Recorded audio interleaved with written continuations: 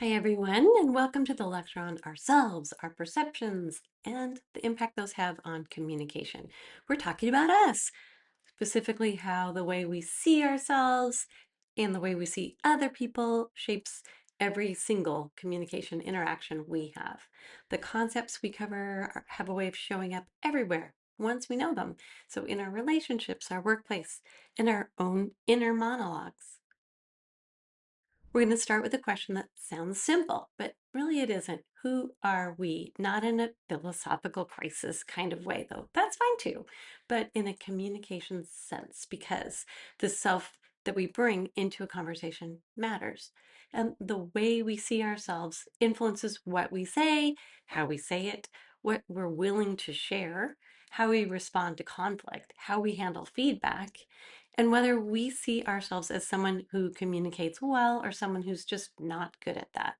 In communication studies, we talk about the self in a few different ways. There's our self concept, which is essentially our overall picture of who we are. It's the mental collection of beliefs and labels and stories we carry about ourselves. I'm an introvert. I'm the funny one in my family. I'm not a math person. I'm a good listener. These are all self concept statements. And then there's self esteem, which is how we feel about that self concept, whether we evaluate those characteristics positively or negatively. And then there's self image, which is how we present ourselves to the world, which, as we'll see in a minute, is not always the same as who we actually are on the inside. And these three things, self concept, self esteem, and self image, they're always in conversation with each other. And they're not fixed or stable, they develop over time through our interactions with other people, and they can change. So, where does our self concept come from? How did we end up with this particular picture of ourselves? The answer is mostly from other people, which is both fascinating and, if you think about it, a little unsettling. Sociologist Charles Cooley had this idea called the looking glass self, the mirror self, the idea that we develop our sense of who we are by imagining how we appear to others and then internalizing that reflection. We look at people's reactions to us and we build a self from what we see bounced back. Which means if you grew up hearing, you're so creative, we probably internalized that. And if we grew up hearing, you're so sensitive, said as a criticism, we probably internalized that too, even if sensitivity is actually a strength. And George Herbert Mead took this further with the concept of significant others, not romantic partners, but the people whose opinions carry the most weight for us: parents, siblings, close friends, teachers, the people who shaped the mirror we look into. The point here is not to send everyone into therapy, though, hey, that's valid. The point is that the self is constructed, it's built through communication, which means it can also be reconstructed through new experiences, new relationships, new ways of talking about ourselves. Here's where it gets even more interesting. We don't just have one self that we show to everyone equally. We manage multiple identities depending on who we're with and what the situation calls for. So think about how you talk to your best friend versus how you talk to a job interviewer, or how you act at a family dinner versus a party with people you just met. You're still you, but you're presenting different facets of yourself depending on the context. Sociologist Irv Goffman called this impression management, the idea that social life is a kind of performance and we're all constantly managing the impression we make on our audience.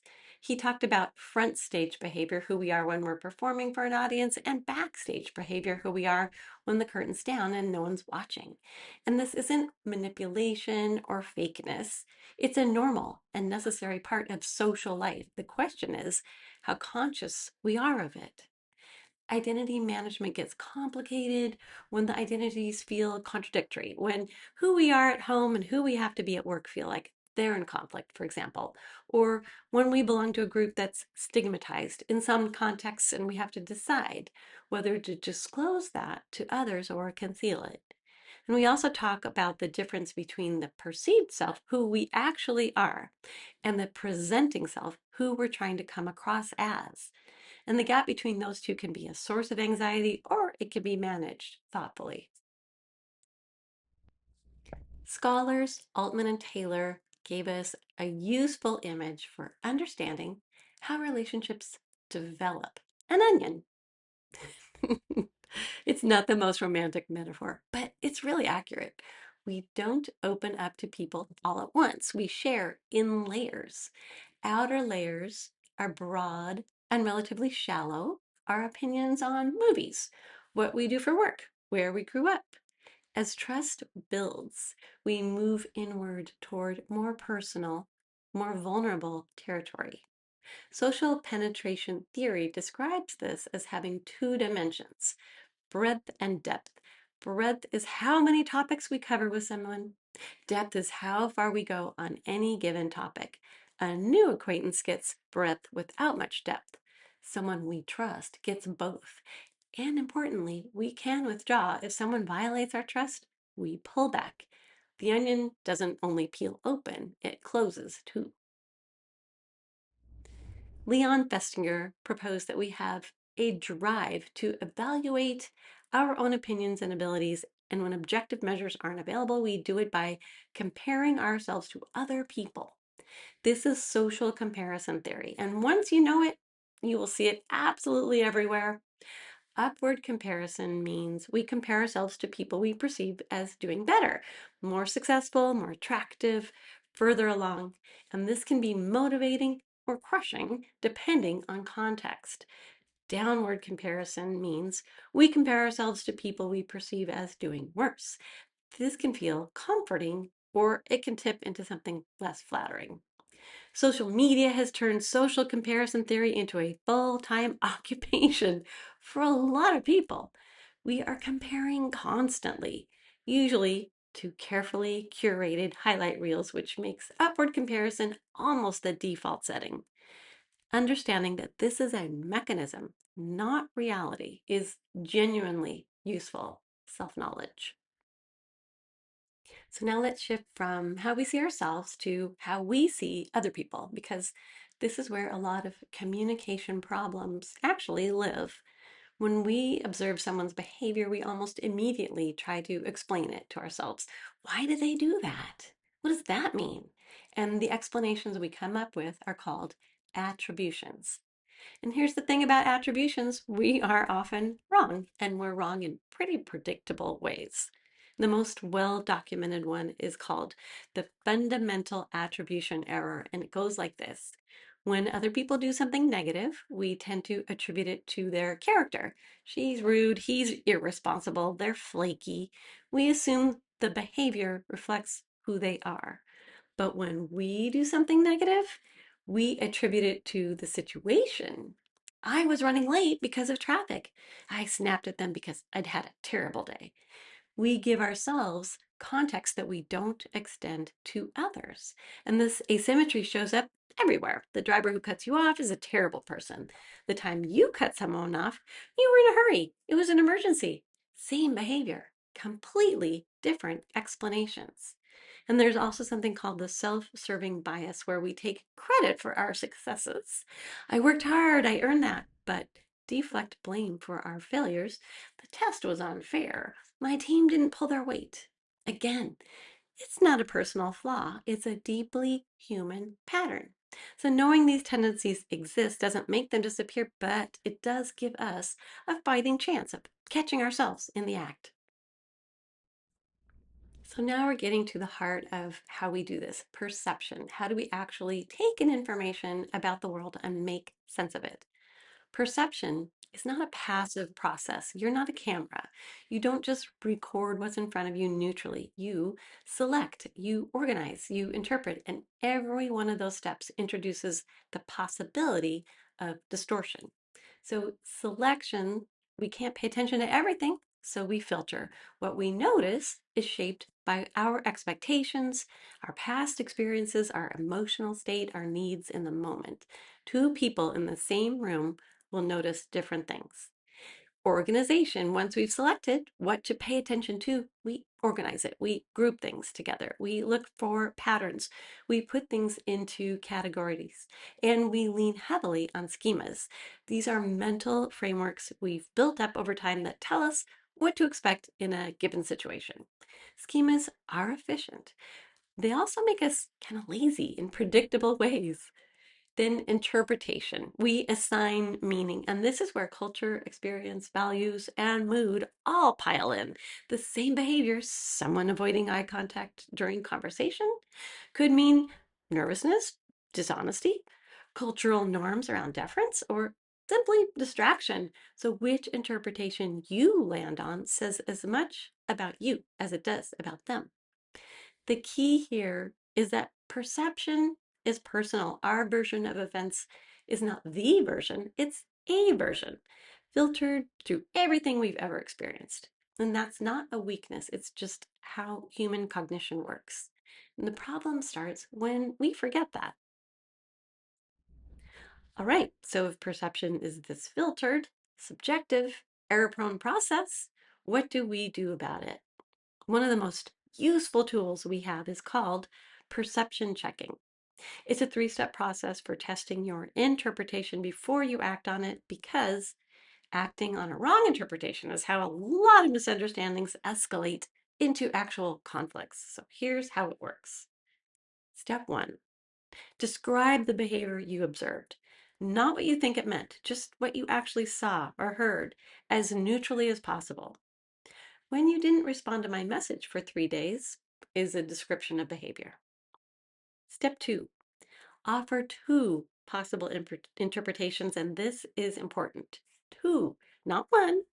Two interpretations signals that you're genuinely open to being wrong, getting to the heart of the matter, not just going through the motions. So I wasn't sure if you were upset with me or if you've just been really busy. Two interpretations.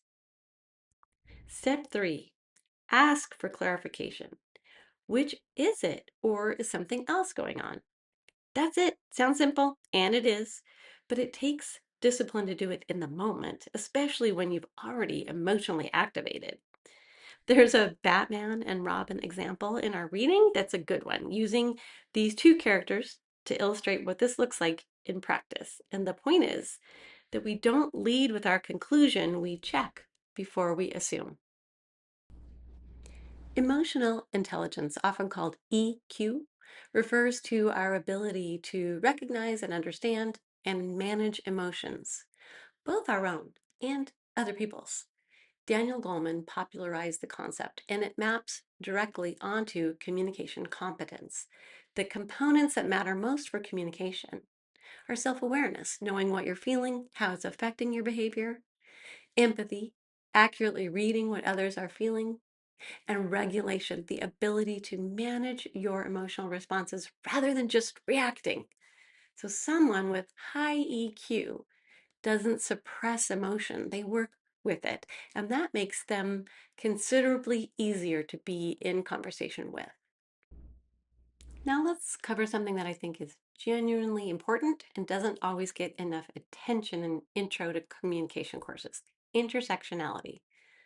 The term comes from a legal scholar, Kimberly Crenshaw, who developed it to describe the way different aspects of a person's identity, their perceived race, their gender, their class, their sexuality, their disability status, and more, don't operate independently. They overlap, they intersect, and the combination creates experiences that are different from any single identity alone. And what does this have to do with communication? Everything, actually. How we communicate, how we're perceived when we communicate, what spaces we feel safe communicating in, whose communication gets taken seriously and whose gets dismissed. All of this is shaped by the intersection of our identities.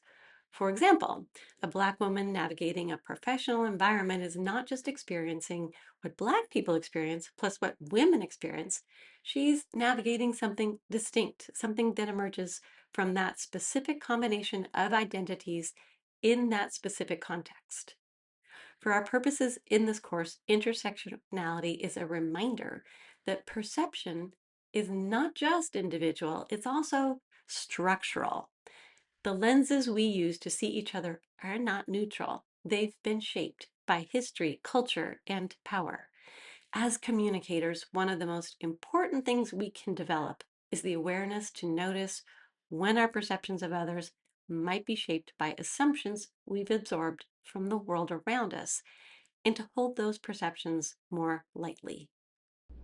So let's pull back and look at the full picture of what we've covered. We started with the self, where it comes from, how it's constructed through communication, how we manage multiple identities across contexts. And we touched on social penetration theory and how relationships deepen through gradual self disclosure, and social comparison theory and how we evaluate ourselves through others, including relentlessly through social media. We looked at emotional intelligence as the capacity to work with emotion rather than just react to it. We moved into how we perceive others, the filtering, the organizing, the interpreting, and how reliably we get things wrong through the fundamental attribution error and other predictable biases. And we looked at perception checking as a practical tool for slowing down that process. And we closed with intersectionality, the reminder that identity and perception are always embedded in larger social contexts. These ideas connect to each other. Your self concept shapes what you notice. What you notice shapes your attributions. Your attributions shape your behavior, and your behavior shapes how others perceive you. It's all one continuous loop. And these ideas are not abstract theory, they're descriptions of things that are happening in every conversation we have. And the more fluent we become with them, the more we'll notice them in action. The self that you bring to every conversation is not fixed. Perception is not objective.